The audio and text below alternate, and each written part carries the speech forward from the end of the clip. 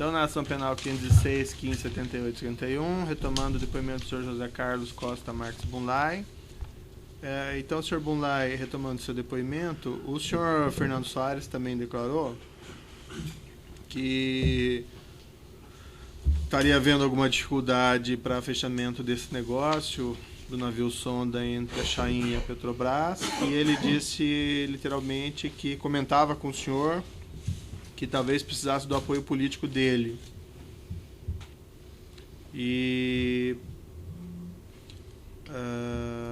também ele declarou que o senhor teria dito a ele que estaria conversando com Gabriele e com o próprio presidente Lula. Ele falou isso. Agora, se realmente ele falou... Eu não falei. Eu não tive essa conversa. Ia precisar... Eu não entendi o negócio. Ia precisar da ajuda dele? Dele, Fernando?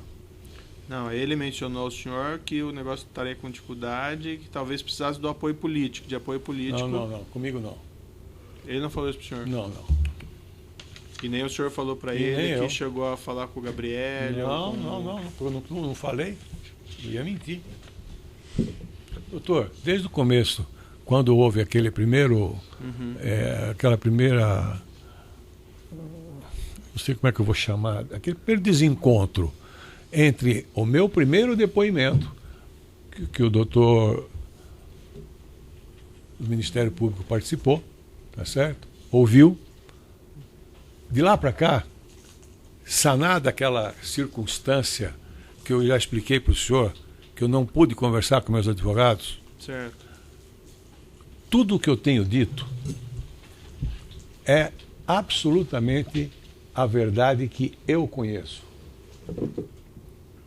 Em momento nenhum eu faltei com a verdade nesses itens, entendeu? Certo.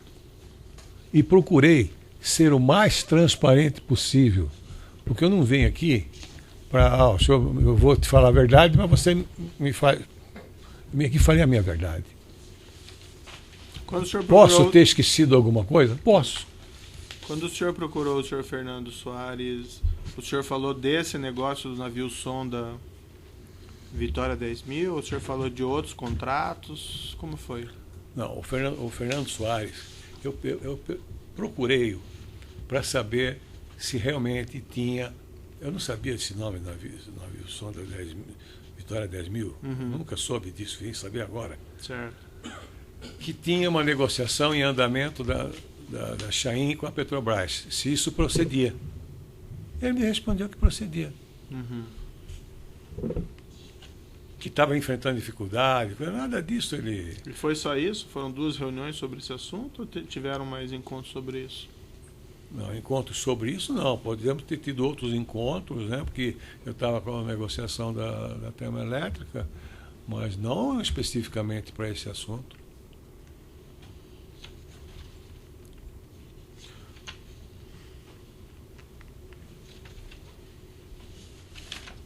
Por hora são essas questões dos livros, eu passo então ao Ministério Público. Doutor Diogo, o senhor me desculpe, eu não mencionei o seu nome. Fugiu. Tudo bem com o senhor? Tudo bem. Só uns breves esclarecimentos da parte do Ministério Público, bem rapidamente. O senhor Sandro Tordim, ele tinha uma relação com o Partido dos Trabalhadores no âmbito do seu conhecimento? Olha, do que eu sei, inclusive porque eu vi em depoimentos prestados aqui, eles estiveram no Partido dos Trabalhadores pedindo autorização para fazer esse empréstimo junto ao Banco Chain. Então ele era uma pessoa, em tese, ligada a essas pessoas da área financeira do Partido dos Trabalhadores? Não foi isso que eu disse. Eu acho que eles não viam a forma de quitar e deve ter que pedir ajuda financeira para o segundo turno. Não deve ter conseguido. Isso aqui é coisa minha. Tá certo? Respondendo a pergunta do senhor. Não deve ter conseguido. Falou, então nós podemos fazer uma operação financeira? O cidadão deve ter dito, faz ou não faz, não sei a resposta. Porque em princípio o senhor Tordim era presidente do banco, correto? E uma pergunta que vem ao Ministério Público é qual a razão do Banco Chain e do Sandro Tordim. Então, só se o senhor soubesse alguma relação dele anterior com o Partido dos Trabalhadores, não. Esclareceria esse ponto, que até o presente momento ainda não esclarecemos.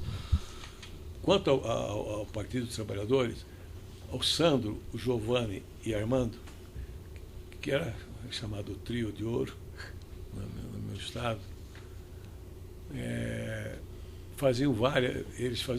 tinham vários negócios, inclusive em Campinas, própria Campinas. Depois que o Hélio ganhou, teve obras da Chain lá dentro, que uma empresa não vive sem obra. Então o senhor Sandro tinha uma relação anterior com o Armando e com o Giovanni Xavier. Pessoas eram ligadas a essas pessoas que, por sua vez, prestavam serviço à campanha do PT. Seria mais ou menos esse sentido. Isso. Tá, segundo questionamento, em relação ao destino dos recursos,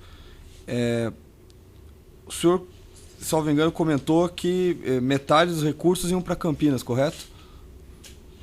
Era esse o número que eu tinha informação, porque eu não vi a relação.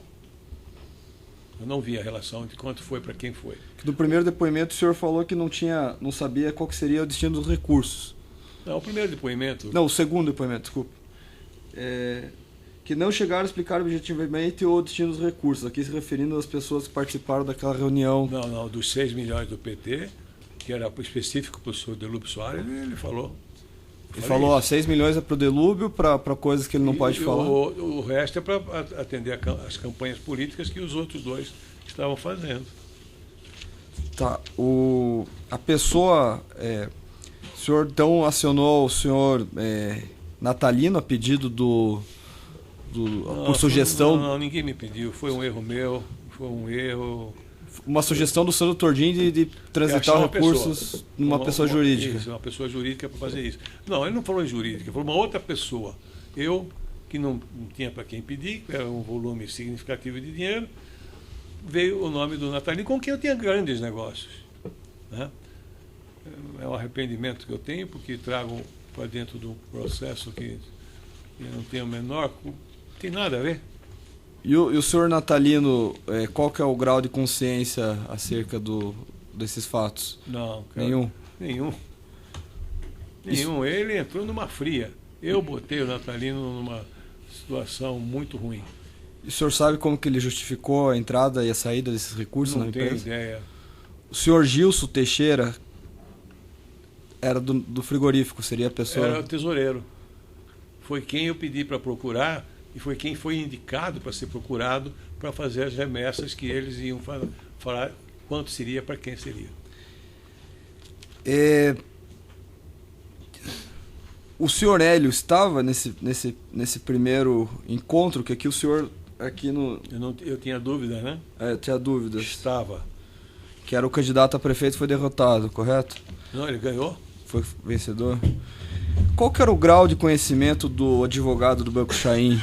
Que o senhor, no depoimento aqui do dia 14 de dezembro, o senhor falou que foi procurado por um advogado do Banco Chain que lhe propôs uma simulação de uma dação de pagamento. Ele não me propôs, ele falou, nós temos que resolver. Ele, pelo que eu entendi, o senhor Salim Chain mandou ele resolver o problema. A solução do problema veio da forma que eu acabei de explicar. Por boi, foi isso que aconteceu.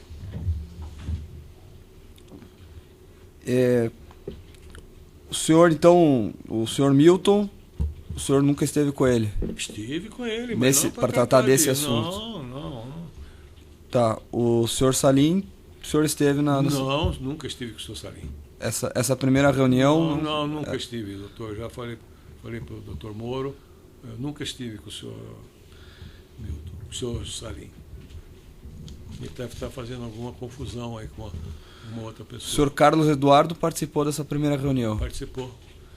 E qual que era o grau de consciência dele acerca dessas operações todas? Acho que do negócio do Delúbio, acho que não sei se alguém ali sabia, viu? Acho que não. Então, só rememorando, então, no primeiro momento, tem uma primeira reunião no Banco Chain, correto? Uhum. E depois uma segunda reunião na sua residência lá em Campo Grande para assinar a documentação. Foram esses dois momentos, basicamente. Exatamente. Os outros momentos citados em eventuais delações, eu não participei. Basicamente são esses os questionamentos do Ministério Público. Sim, estou satisfeito. Obrigado. Então, vamos seguir aqui as perguntas. A defesa do senhor Salim. Sem perguntas, excelência. Eu posso virar? Pode, não tem problema. Mas responder só pra frente porque é gravado, tá? Tá bom. Defesa do senhor Milton, tem perguntas? Tem perguntas, excelência. Defesa do senhor Fernando. Também tem perguntas. Defesa do senhor... É mesmo, né? Maurício e José? Não. Não? Então do senhor Maurício. Boa tarde. Só uns esclarecimentos rápidos, senhor José Carlos. Maurício de Barros Bunlai participou em algum momento da contratação dos termos desse empréstimo celebrado entre o senhor e o Banco Chaim? Não. Conforme eu já expliquei, quando eu cheguei no banco, o empréstimo estava totalmente aprovado, só precisava de um trouxa que nem eu para assinar e ficar responsável por ele. E das repactuações, né, através da Agrocaieiras e da própria quitação, houve alguma participação nenhuma. efetiva dele? Nenhuma. A Agrocaieiras foi criada especificamente para receber essa área cuja escritura...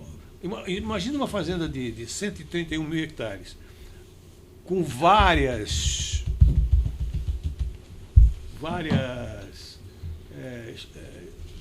matrículas. Então, dentro dessa, nós achamos a matrícula da Agrocaieiras com aproximadamente 6 mil hectares que pagava a dívida do banco.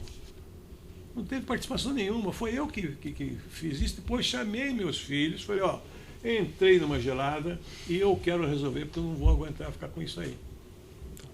Tá bom. Sem mais perguntas, excelência. A defesa do senhor Nestor Severo. Sem perguntas, excelência. A defesa do senhor Jorge Zelada. Sem perguntas. Só aproveitando aqui, o senhor chegou a conhecer o senhor Jorge Zelada? O CMP. O senhor Eduardo Musa, a defesa, tem perguntas? Sem perguntas. O senhor João Vacari Neto, a defesa, tem perguntas? Não? A defesa do senhor Fernando Soares, tem perguntas? Sem perguntas, excelência. O senhor Bunlai, o senhor gostaria de declarar alguma coisa ao final ainda? Se o senhor me do seu permitir, eu depoimento? gostaria de, num tempo bastante breve, eu sei que o senhor é ocupado, em primeiro lugar, de coração, agradecer a sua humanidade de ter permitido que eu me deslocasse para São Paulo para fazer o meu tratamento de câncer inicialmente. Eu não estaria aqui hoje, Excelência, não fosse esse seu ato humano. Certo, Eu não estaria. senhor Bunlai. Em segundo lugar, em tudo que eu falei, eu tenho acompanhado todas as posições de todo mundo e eu também não sou um cara muito burro. Um pouquinho de lucidez a gente tem para saber que se eu não falar a verdade para o senhor e um dia o senhor descobrir a verdade, o senhor vai atrás de mim. Então, eu queria pedir de forma encarecida para o senhor, eu estou com uma série de problemas que não vem ao caso aqui, não é motivo para eu estar falando isso, apenas estou dizendo, relatando, que o senhor seja misericordioso nesse julgamento meu. Porque eu tenho muita coisa pela frente para enfrentar, entendeu? Isso é um pedido que eu posso dizer para o senhor é o seguinte: o senhor vai estar sempre nas minhas orações, levando em conta toda a verdade que eu falei, sem pedir absolutamente nada em troca de nada. Tá certo, senhor Bunlai. Então eu declaro encerrado o depoimento do senhor José Carlos Costa Marques Bunlai. Pode ter.